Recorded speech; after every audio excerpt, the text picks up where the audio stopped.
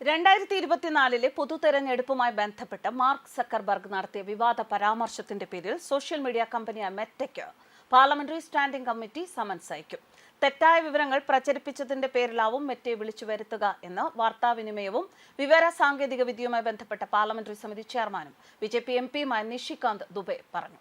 ഒരു ജനാധിപത്യ രാജ്യത്തിന്റെ പ്രതിച്ഛായയ്ക്ക് മങ്ങലേൽപ്പിക്കുന്ന തരത്തിലുള്ള തെറ്റായ വിവരമാണ് പ്രചരിപ്പിക്കപ്പെട്ടത്. തെറ്റുപറ്റിയതിന്റെ പേരിൽ പാർലമെന്റിനോടും രാജ്യത്തെ ജനങ്ങളോടും സ്ഥാപനം മാപ്പ് പറയേണ്ടതാണ് എന്ന് തന്റെ പോസ്റ്റിൽ അദ്ദേഹം വിശദമാക്കി. ജനുവരി 10 നടത്തിയ ഒരു പോഡ്കാസ്റ്റിലാണ് ഫേസ്ബുക്ക് സഹസ്ഥാപകനും മെറ്റ സിഇഒയുമായ സക്കർബർഗ് വിവാദ പരാമർശം നടത്തിയത്. 2024 തിരഞ്ഞെടുപ്പുകളിൽ ഇന്ത്യ അടക്കം മിക്ക രാജ്യങ്ങളിലും ഭരണകക്ഷി തോൽവി നേരിട്ടു എന്ന തരത്തിലായിരുന്നു പരാമർശം. സക്കർബർഗിന്റെ പരാമർശത്തെ തിരുത്തി കേന്ദ്രമന്ത്രി അശ്വിനി വൈഷ്ണവ് കഴിഞ്ഞ ദിവസം തന്നെ രംഗത്തെത്തിയിരുന്നു. സക്കർബർഗിന്റെ അവകാശവാദം തെറ്റാണെന്ന് പറഞ്ഞ് എക്സിൽ അശ്വിനി വൈഷ്ണവ് പോസ്റ്റ് ഇട്ടു. ലോകത്തെ ഏറ്റവും വലിയ ജനാധിപത്യ രാജ്യമായ ഇന്ത്യയിൽ 2024 തിരഞ്ഞെടുപ്പ് നടന്നു.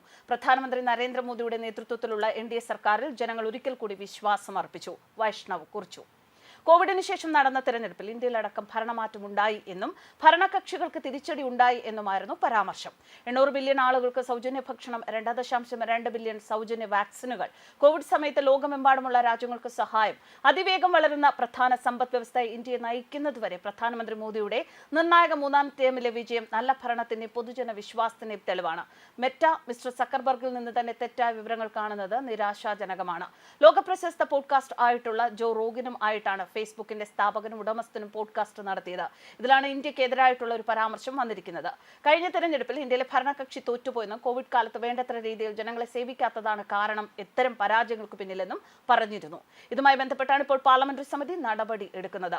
പാർലമെന്ററി സമിതിക്ക് ഇത്തരത്തിൽ നടപടി എടുക്കാനുള്ള അധികാരമുണ്ട്. ഇന്ത്യയിൽ നടന്ന തെരഞ്ഞെടുപ്പിനെ ഫേസ്ബുക്ക് സ്ഥാപകൻ തെറ്റായ രീതിയിൽ ലോകം മുഴുവൻ വ്യാഖ്യാനിക്കുകയും തെരഞ്ഞെടുക്കപ്പെട്ട ഗവൺമെന്റിനെ പരാജയപ്പെട്ടു എന്ന രീതിയിൽ വിശേഷിപ്പിക്കുകയും ആയിരുന്നു. ഇത് ലോകത്തിലെ ഏറ്റവും വലിയ ജനാധിപത്യ രാജ്യത്തോടും തെരഞ്ഞെടുപ്പിനോടും ഫേസ്ബുക്ക് സ്ഥാപകൻ നടത്തിയ അവഹേളനമായിട്ടാണ് കേന്ദ്ര സർക്കാർ പരിഗണിച്ചിരിക്കുന്നത്. ഫേസ്ബുക്ക് സ്ഥാപകൻ അതിന്റെ ഉടമസ്ഥനും ആയിട്ടുള്ള മാർക്ക് സക്കർബർഗിനെ തന്നെ ഇതുമായി ബന്ധപ്പെട്ട് ഇന്ത്യയിൽ എത്തിക്കുമോ എന്ന കാര്യം അറിയില്ല. ഫേസ്ബുക്ക് സ്ഥാപകൻ ഇക്കാര്യത്തിൽ പാർലമെന്ററി സമിതി നോട്ടീസ് അയക്കും. ഇതുമായി ബന്ധപ്പെട്ടുള്ള പരാമർശങ്ങൾ പിൻവലിച്ച് പാർലമെന്റിൽ സമ്മതിക്കുക. മുൻപിൽ ഹാജരായിട്ടില്ല എങ്കിൽ ഇന്ത്യയിൽ ഫേസ്ബുക്കിന്റെ പ്രവർത്തനം തന്നെ നിർത്തിവെക്കാൻ കേന്ദ്ര സർക്കാരിന് സാധിക്കുമായിരുന്നു. വർഷങ്ങൾക്ക് മുൻപ് ചൈനയ്ക്കെതിരായിട്ടുള്ള നീക്കവും അന്ന് ചൈനയുടെ ഇന്ത്യയിൽ ഏറ്റവും ശക്തമായിട്ടുള്ള സോഷ്യൽ മീഡിയ പ്ലാറ്റ്ഫോം ആയിട്ടുള്ള ടിക്ടോക്ക് ഉൾപ്പെടെ ഇന്ത്യ നിരോധിച്ചിരുന്നു.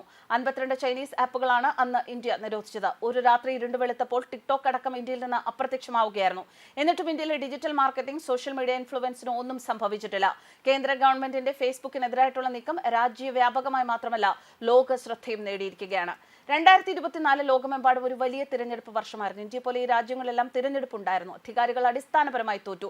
പണപ്പെരുപ്പം അല്ലെങ്കിൽ സർക്കാരുകൾ കോവിഡിനെ എങ്ങനെ കൈകാര്യം ചെയ്തു എന്നീ വിഷയങ്ങളിൽ ഭരണകൂടങ്ങൾ പൂർണ്ണമായി പരാജയപ്പെട്ടു എന്നാണ് ഇന്ത്യയെ ചൂണ്ടിക്കാട്ടി സക്കർബർഗ് പറഞ്ഞത്.